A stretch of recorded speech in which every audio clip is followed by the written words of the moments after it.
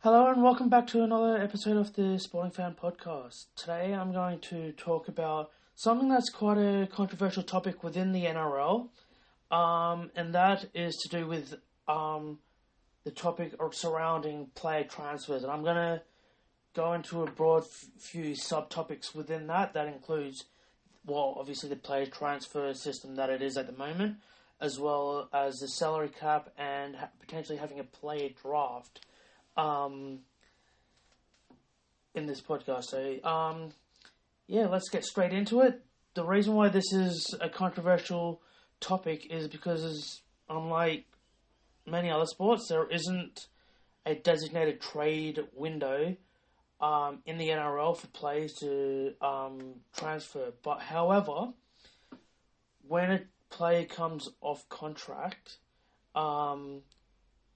basically 12 months before the contract ends, they're allowed to negotiate with another team. So, for example, if your contract ends after the 2022 season, you are allowed to negotiate with other clubs from November 2021. So you might not play for that club until 2023, but you're allowed to negotiate with them from November 2021.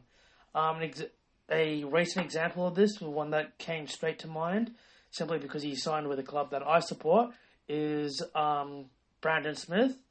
Currently signed with the Melbourne Storm, exactly the situation that I just described.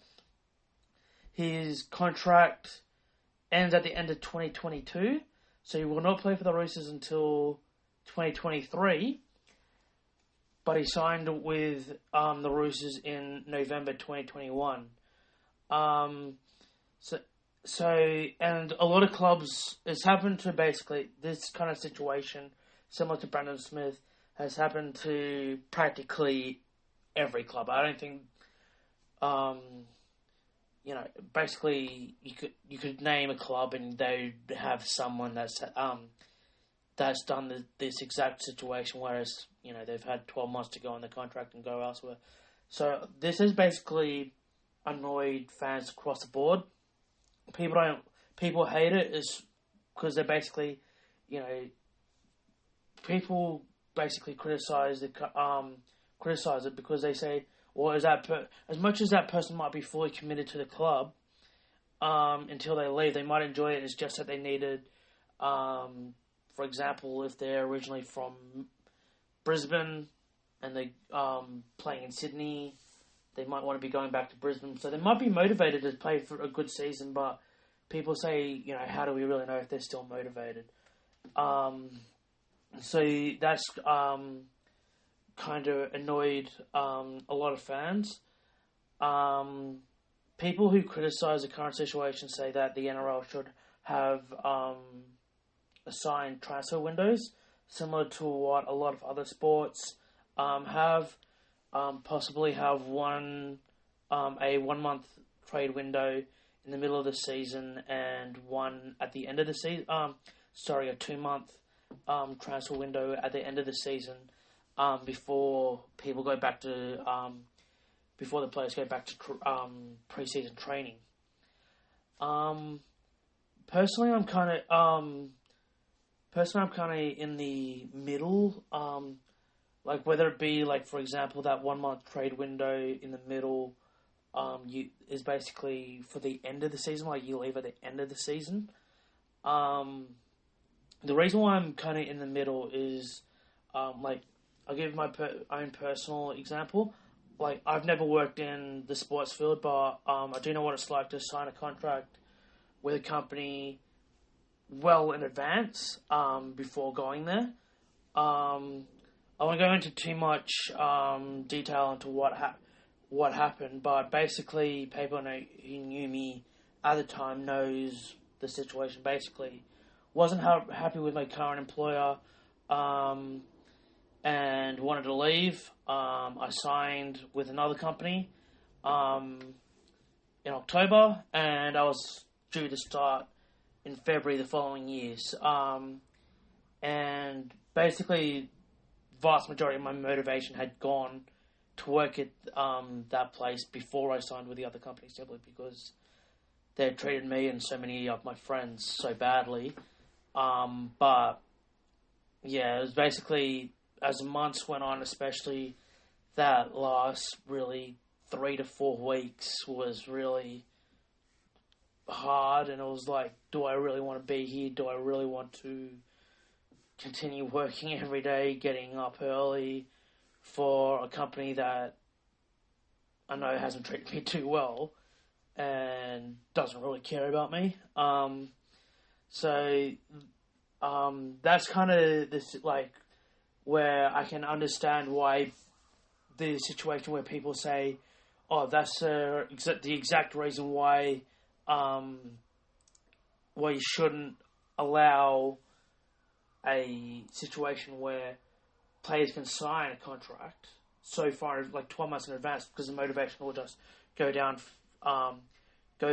in that situation. But the reason why I'm also saying the other side, luckily for me in my situation, I was living in the same city, so I was just going from working in the Bondi area to working in the CBD. But look, let's take the Brandon Smith one. I believe I used that earlier. So basically, in his situation, he's moving from Melbourne to Sydney, right? So yeah, and let's say he signed. There's a 2-month trade. Let's say there's a 2-month trade window at the end of the period. He signs, say, November 26 or whatever, no, November 28.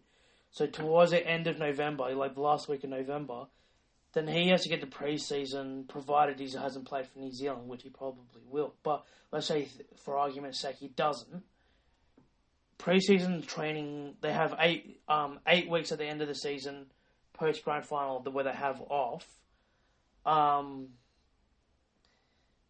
They start, say, December 1. He's only got a handful of days to move to Sydney, organise flight, accommodation, get all his stuff up, whereas, and within a few days. So basically where I believe it should be is, I don't believe it should be 12 months, but I do believe, like, for example, if you have a 1-month trade window in the middle, say July or say post Origin, just have a 1-month trade window where it's basically saying you can negotiate in this period, can sign contracts for the end of the season. If you want to do a mid-season shift, this is your only chance to do it.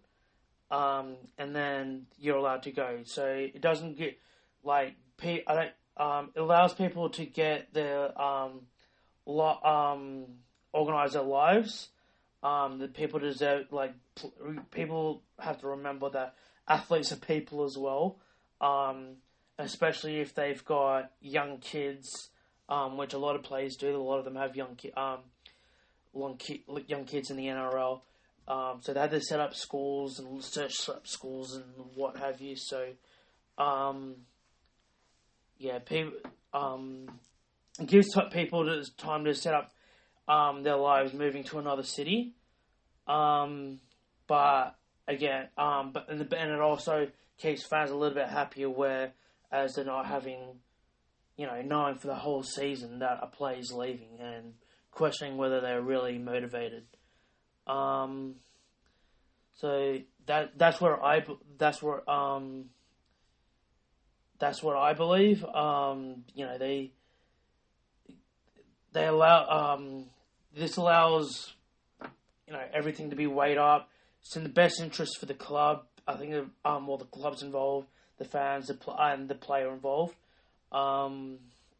So there'll also be less accusations of, that player doesn't care. And this is my basically limited understanding of how the soccer transfers work. Basically, they have a 2-month transfer window.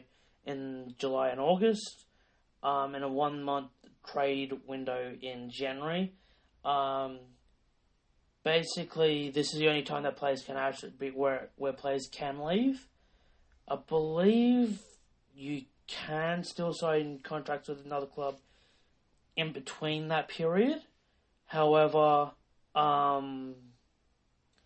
you have to wait until the next trade window. So potentially that could be an option. That's where I think, it seems to work for soccer. So soccer/football, depending on what you say. But yeah, that's what I believe. I think it works for them. So there doesn't seem to be too many problems with that. So I believe that that is something that the NRL can look at it and do, because then they'll keep fans happy. Maybe if you have that 1 month window in the middle, if say they sign in the first half, they have to leave in the mid season. So that could be also a solution.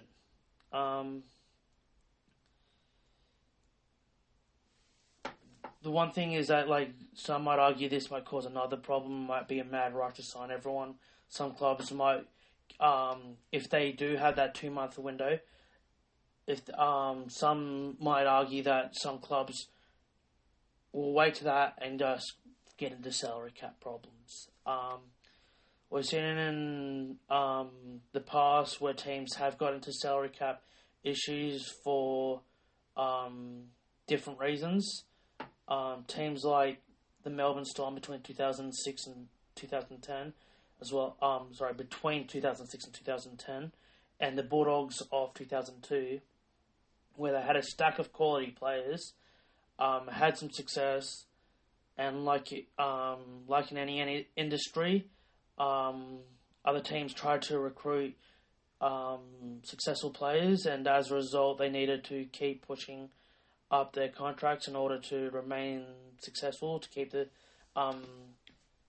best players, and that ended up putting the Bulldogs of 2002 as well as the Melbourne Storm between 2006 and 2010 actually over the salary cap. Or on the flip side, if teams have been unsuccessful for a period of time, such as the West Tigers or the Bulldogs of the last 5 years, they had to keep buying players over the market value, because that is the only way they could attract players, is basically paying them more than what they're worth. For example, they signed Russell Packer on a massive deal. They signed Josh Reynolds on a massive deal, and they're basically playing in reserve grade. I know these weren't great. Those are just a couple of examples where, they want a short-term fix. They basically need a short-term fix. By having a transfer window, some might say it might put upward pressure, simply because it would be a mad rush to sign players, and some teams will end up paying more than what someone is worth, or paying more than what they had hoped, and because they know they are in salary cap, and that might cause salary cap problems, because teams just realize, okay, we needed someone by this date, otherwise we're not going to get them. We can't have a mid-season transfer. But I don't think that would, personally, I don't think that would happen, because clubs know who's leaving or who wants to leave, so they have a budget, and they know what they need. So they have a budget in mind, and they say and they know what they need. So they will go to the market and look at who's available and say, we're going after these players, and this is the maximum we're going to pay a player in that position. So it's a halfback with a lot of experience. So we're going after for example, I know he's a 5'8", but Cam Monster, say, we're going to pay him $1 million max. Whereas if we're going after someone with less experience, say Sam Walker, who's obviously going to be a quality player in the future, but right now we're going to pay him $500,000 a year. Teams know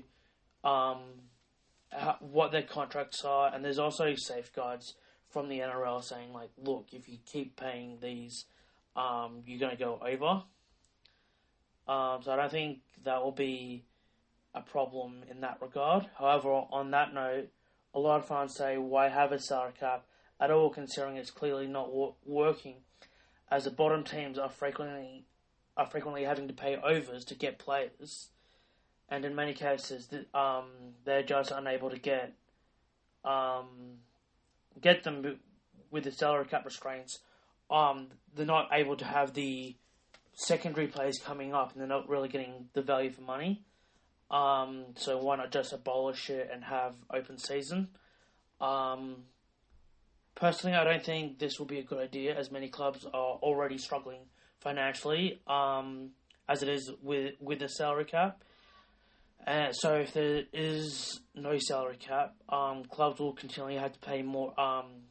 Play agents are going to push up player contracts, and clubs will have to continue playing more and more for players, and it might end up in a situation like the Super League was, where it just got out of control with contracts. A lot of players were getting a lot more than what they were actually worth. You have average players getting what the most elite players were getting, and then the elite players were, well, prior to the Super League wars, they were, like, basically average players were getting the money off the elite players, and then the elite players were getting off the salaries were off the charts, and a lot of clubs didn't survive. Where they had, some clubs had to merge, like the West Tigers and the West Tigers merged. So they had Balmain Tigers and the Western Suburbs Magpies. Or another example is the Manly Sea Eagles and the North Sydney Bears. Another example, Dragons and Steelers. And a lot of these, with these mergers, they don't seem to really work. There seems to be problems. The Manly and Bears one, which created the Northern Eagles, they only lasted 3 years, I believe, before Manly went it alone. And then the Bears are now in reserve grade. West Tigers and I just had multitude of problems because both the Tigers and Magpies boards are trying to, push each other, yet, like, basically savage each other, saying we want control, no, we want control, and yeah, sure, the Tigers won a premiership in 2005, but really have been unsuccessful outside that, and the Dragons have only really had... The Dragons did have success, but it was basically... for the first probably 10 years of their existence, up until probably around 2011, after Bennett left, they did have quite a bit of success, so they're making the finals quite regularly. But basically, yeah, I know it's called the St. George Illawarra Dragons now, but everyone knows the Dragons are really the dominant partner there, and they're basically running things. Or alternatively, could end up like South and a lot of other clubs where they just went broke, and and as well as a lot of other clubs, a lot of clubs were brought in, like the Western Reds, Adelaide Rams. There was a second Hunter team, and they just they couldn't financially survive. So the NRL doesn't want this again. They don't want the comp to end up like... The other thing is they also don't want the competition to end up like the soccer in Europe, whereby every year the same clubs win the competition. With the richest clubs win the comp basically every year. Like, for example, in Spain, it's basically Barcelona or Real Madrid virtually every year. In England, it's really only about 5 or 6 clubs that, I know Leicester won it one year, but it's mainly like Man City, Or Man U hasn't won it for a while, but you had Man City, Man U. You had Liverpool, Chelsea. Like these kind of clubs are basically winning it every year. PSG, in what's it called? Paris and France. So they're basically winning it every year. So it gets kind of boring, and I think they'll kind of lose a lot of fans if it's the same teams winning it every year. The other thing is to be able to compete in the UEFA Champions League, which is the soccer competition in Europe. Teams are paying ridiculous amounts for salaries, and now many clubs are struggling to pay it. For example, Lionel Messi left Barcelona because they couldn't afford his contract anymore. I believe he was on about 100 million. Was he 100 million euros or 100 million equivalent of 100 million Australian, or whatever it was? They couldn't pay him that kind of salary anymore. They wanted to. He even offered to take half that, and then they said we can't even afford that. And so he ended up leaving, and then he went to PSG, who has just re-signed one of the best up-and-coming players, re-signed, I should say, not signed, re-signed Kylian Mbappe, French World Cup winner in 2018. I believe he was only 18 at the time. On some massive deal, I read it was in the neighbourhood of something like $895 million Australian. The club has been posting losses for the last. I'm not sure how long that $895 million, but I believe it's about $200 million signing bonus plus other things on top of that.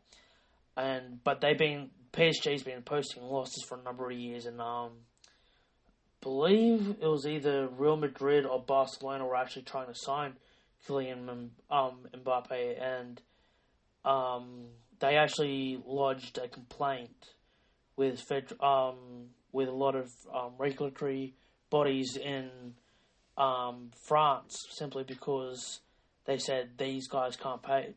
These guys are posting losses. How are they able to pay this? How are they able to pay this guy a massive upgrade? And so the NRL doesn't want to end up in a similar situation where that, where clubs are losing millions of dollars a year, and it puts stress on the league's clubs just to stay competitive. And that's half the reason why the salary cap was brought in, so we don't have a repeat of the Super League wars, where clubs were just spending massive money on contracts and they just simply couldn't afford it.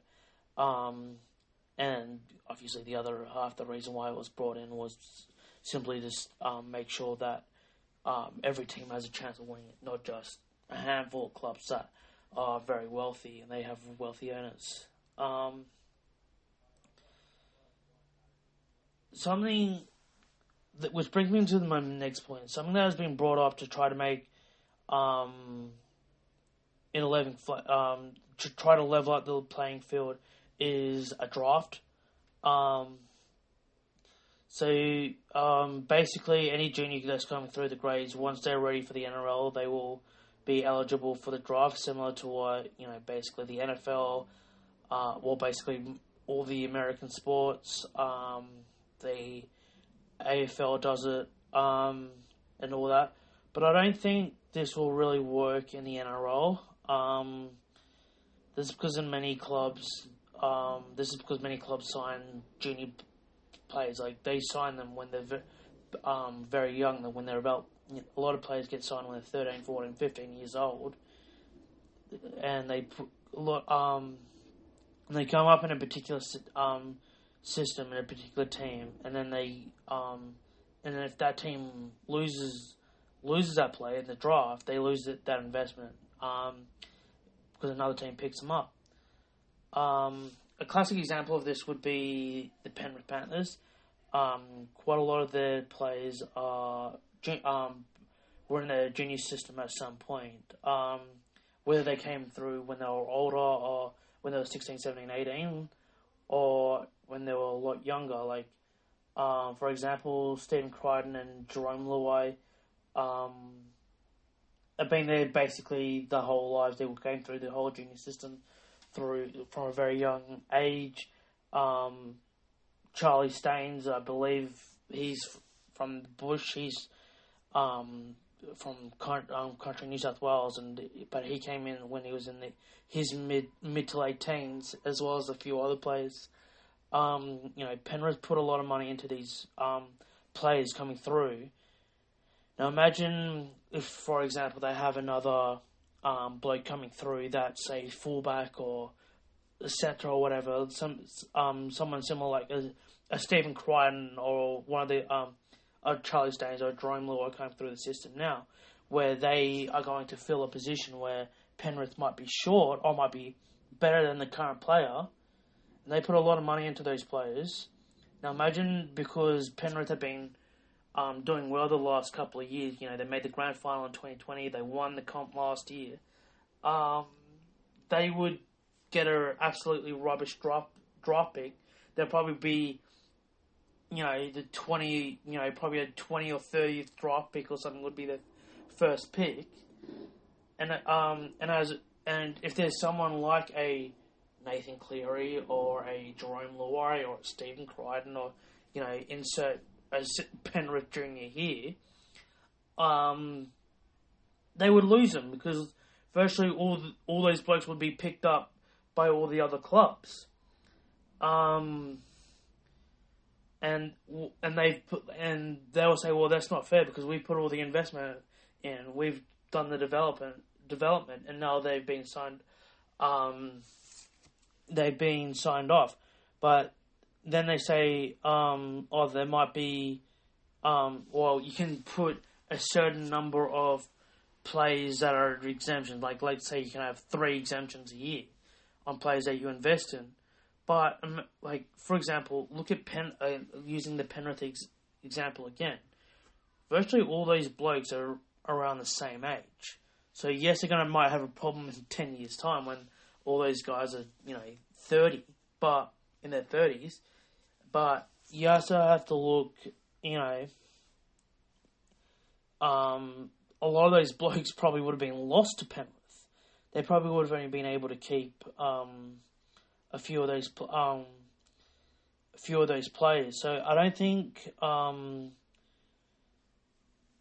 that would work. And a solution to that might be is if the NRL took over the junior development. This would take away some costs for the club because they were not doing the junior system, but this would also create other problems, and I don't think it would work. Simply because, for starters, a lot of the clubs are tribal. They want to play in the junior systems that they grew up in. Like, for example, Victor Radley, he's a Bronte boy. He would want to play in the Roosters junior system. He would want to play for the Roosters in the juniors. Adam Reynolds at South, all these Penrith blokes. And that's the other problem that it might create. That, if you get drafted, you grow up supporting Penrith, the Roosters, Rabbitohs, whoever, and then you get drafted to a club that you might not even want to play with. And, imagine if you grew up supporting the Roosters your whole life, and then you get drafted to South. You won't be, when you've been in the Roosters system your whole juniors, and, you had a good shot at making the Roosters, and then now you've lost. You'd get angry. You'd be pretty annoyed. Or vice versa, if the Roosters picked up someone that wanted to play for South.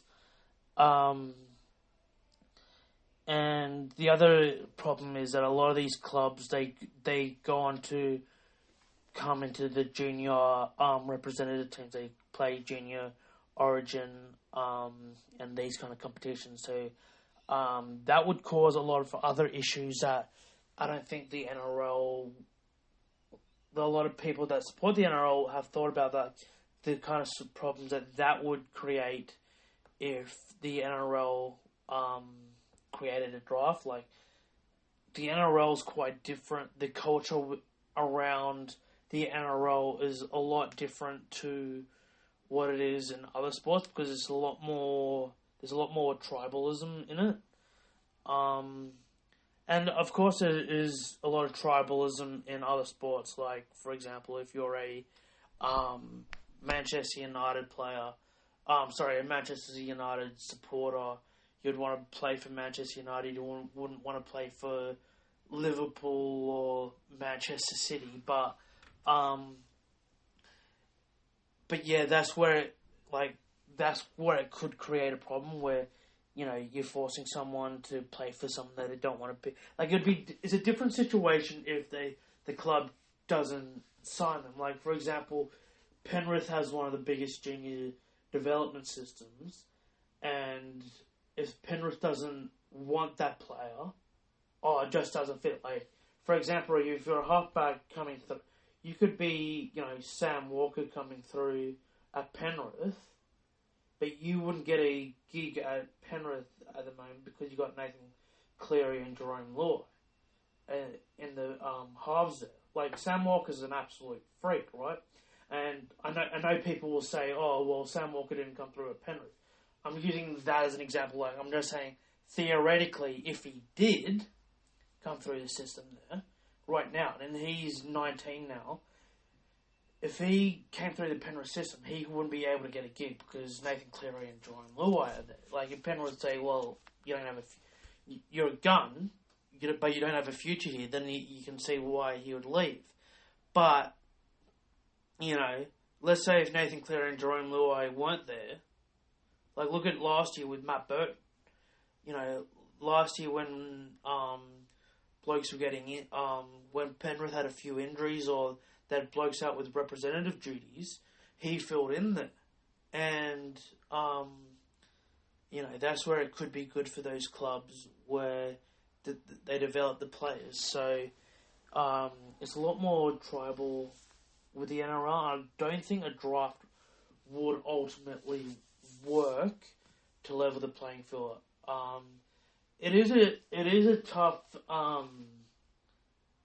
situation because, you know, obviously you have to